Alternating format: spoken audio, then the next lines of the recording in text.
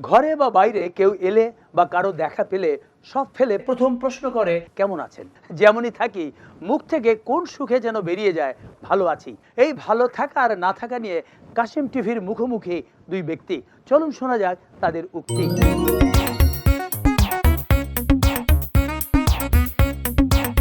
ভাই, আপনি ভালো আছেন? আলহামদুলিল্লাহ, আমি ভালো আছি। আপনি ভালো আছেন?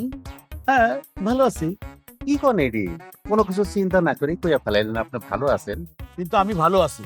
এটা কেমনে সম্ভব? এই বাজারে আপনি ভালো থাকতে পারেন না। কিন্তু আমি বলছি আমি ভালো আছি। আরে ভাই, আপনি কি আমাকে জোর করে বলতে বলবেন যে আমি খারাপ আছি? কথা বলতে বলবেন? কিন্তু সকাল থেকে সন্ধ্যা পর্যন্ত বেঁচে থাকার জন্য যে জীবন যুদ্ধ, তাতে একটা মানুষ ভালো থাকতে পারে না। কিন্তু আমি পারি। সত্য বলতেছেন ভাই? 100% সত্য।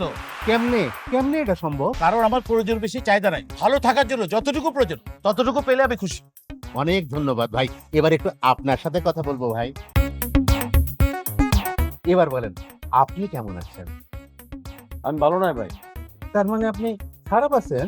ভালো না থাকলে তো খারাপই থাকে। কিন্তু কেন খারাপ আছেন ভাই? শরীর খারাপ, মন খারাপ, কোনো দুর্ঘটনা, ডায়াবেটিস বাড়ছে, নাকি হার্টের কোনো সমস্যা? না, বাচ্চা কাচ্চার কোনো খারাপ খবর, ব্যবসায় লস খাইছেন? আরে ভাই না। আমি ঠিক আছে তো? না, মানে বলতেছি এই সংসারে কোনো সমস্যা নাই তো? না, ভাই ভাই ঝগড়া, সম্পত্তি ভাগাভাগিতে কম পড়ছে, কেউ মামলা করছে, না, টাকা পয়সার সমস্যা, আরে ভাই না, ফ্যামিলিতে কেউ মারা গেছে, না। তাহলে খারাপ আছেন কেন ভাই? ভালো থাকুন কেমনে? চারিদিক অস্থির।